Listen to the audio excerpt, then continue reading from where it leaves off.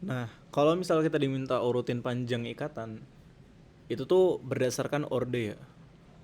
Jadi kalau orde naik, ikatan panjang ikatan turun. Jadi semakin tinggi orde, semakin pendek ikatannya. Nah ini kalau mau nentuin panjang ikatan tuh pakai teorinya MO ya, molecular orbital atau orbital molekul. Jadi kita harus gambar dulu diagramnya. Ya ini energi. Terus, nah kalau misalnya untuk senyawa H dan He, sorry, kalau misalnya kita pakai senyawa dari boron atau bereli, iya dari boron, itu kita ngecek orbital P aja. Jadi kan kalau boron itu 1s2, 2s2, 2p1 kan. Nah itu kita langsung cek aja dari orbital P-nya ini. Nggak usah 1s, 2s-nya itu nggak penting. Ya kita langsung gambar aja untuk oksigen. Itu ada 3p. Terus nanti bentuknya itu kurang lebih kayak gini.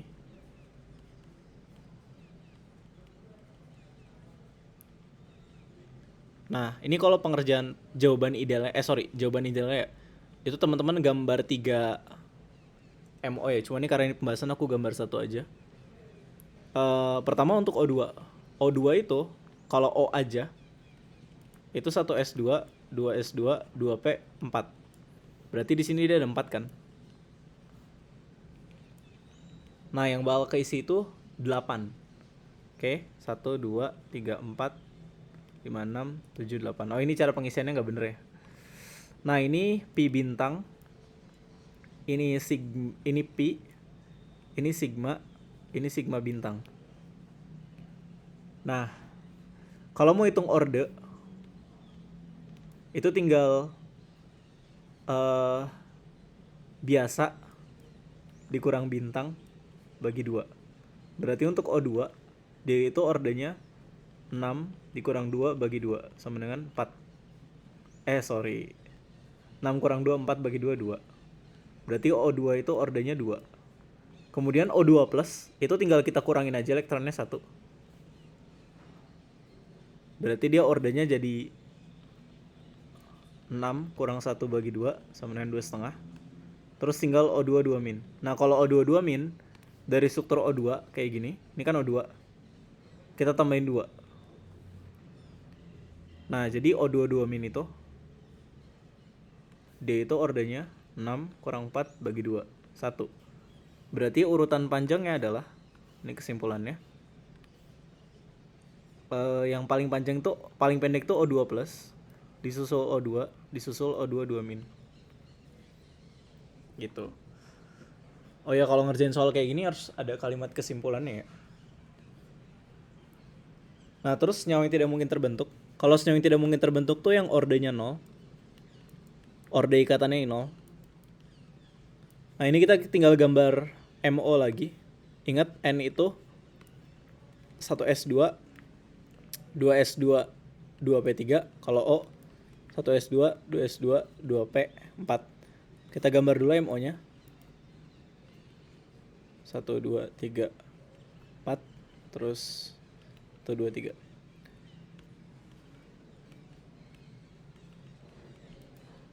Nah ini sebenarnya aslinya harusnya energinya nggak sama ya. Tapi karena kita cuma mau tahu mana yang terbentuk atau enggak terlalu penting sama atau enggak. Nah pertama untuk NO dulu. NO itu ada tuaga, ada 7 ya. 1, 2, 3, 4, 5, 6, 7. Dia orde ikatannya tidak sama dengan 0. Terus kalau misalnya NO plus kita tinggal kurangin 1. Kayak gini. Dia juga orde tidak sama dengan 0. Terus NO min kita tinggal tambahin 1. NO min juga tidak sama dengan 0. Artinya semua terbentuk.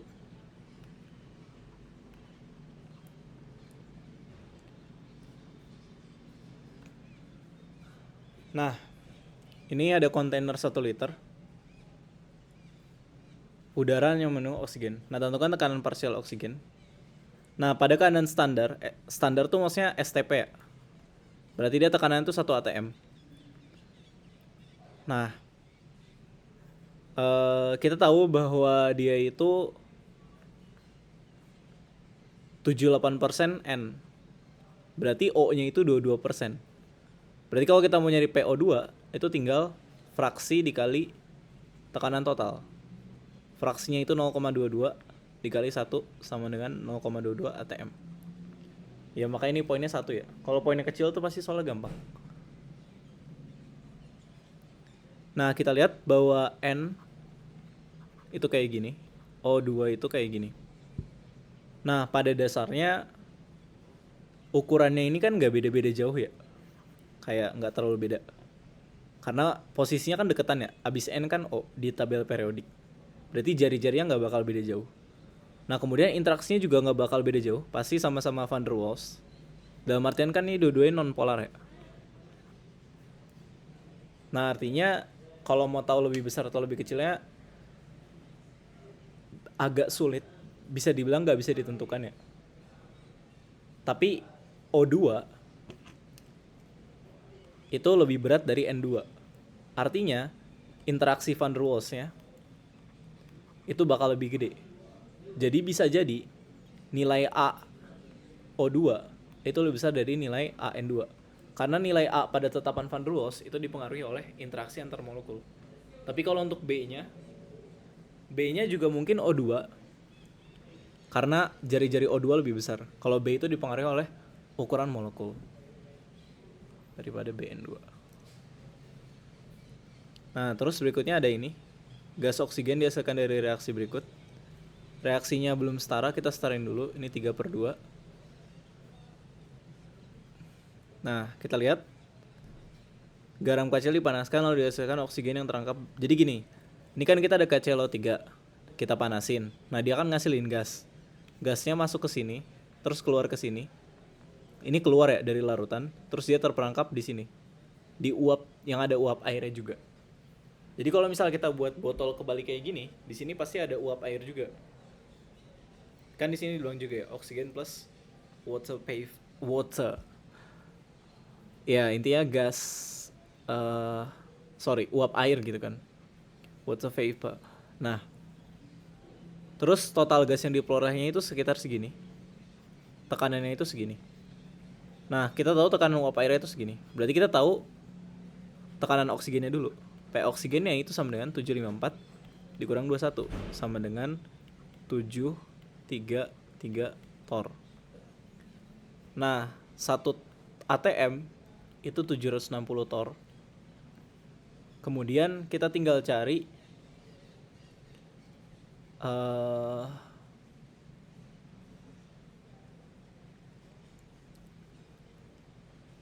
di sini kita cari molnya ya. Mol itu sama dengan PV per RT.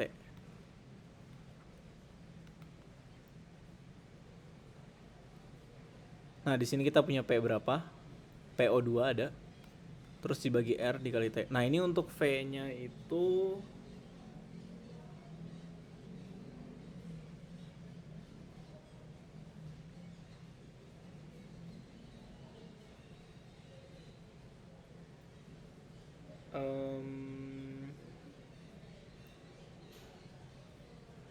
harusnya sih bukan V total ya. Tapi karena kita nggak bisa nyari